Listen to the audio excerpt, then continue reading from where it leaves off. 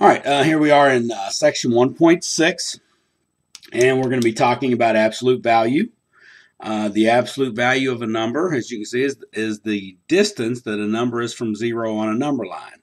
So that's kind of why we can take the absolute value of -5 and get 5, or the absolute value of +5 and get 5.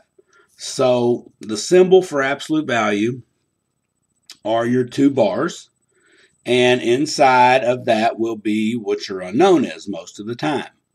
So when I say the absolute value of x equals 5, we have the solution set of -5 and +5, because the absolute value of -5 is 5, and the absolute value of +5 is 5.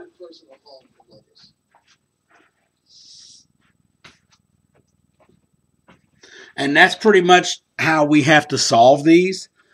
What we're going to be creating are two equations based upon this rule right here.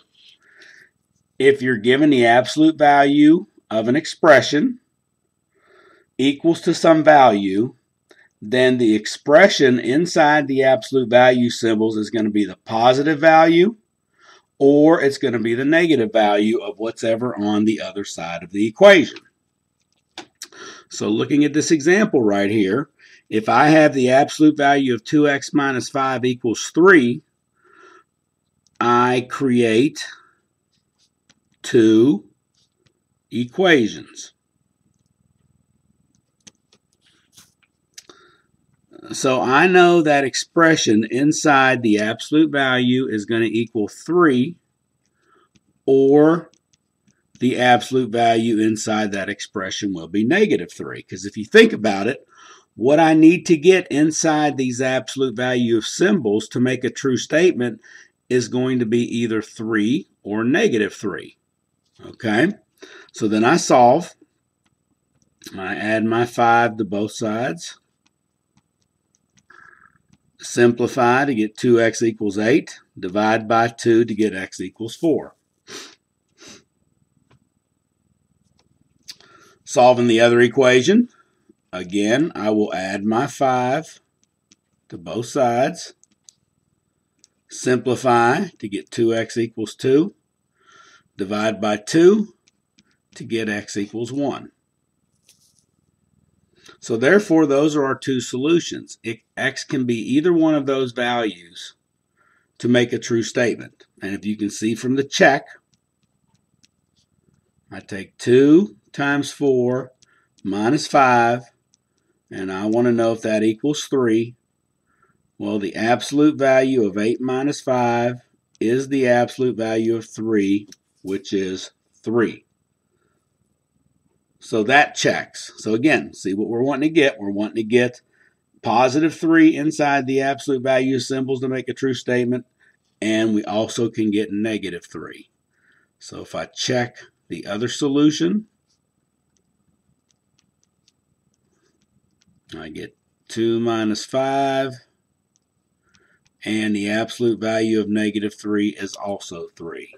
So therefore, both solutions check. And what you just got to remember when you're dealing with absolute value equations, you will have two solutions, very similar to what we have with quadratic equations.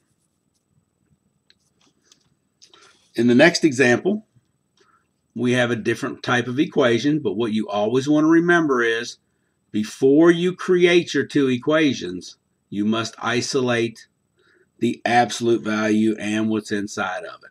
So most people make the mistake here by creating the two equations now. Don't do that. So the first thing I want to do is I want to subtract 5 from both sides. Simplify. Now, this 3 here is just, don't forget the absolute value or grouping symbols, but we can't distribute like we can over parentheses or brackets. So we next will divide by 3.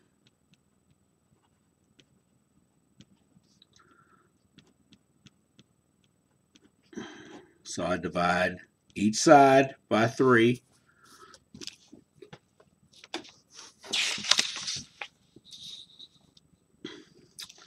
Simplify. Now I create my two equations where x minus 7 is 3, or x minus 7 would be negative 3. Add 7 to both sides here to get x is 10, and add 7 here to get x is 4. So those are your two examples that we'll be working with for the absolute value. We'll do more of these. Keep in mind also for section 2.3, we will just be doing some practice graphing.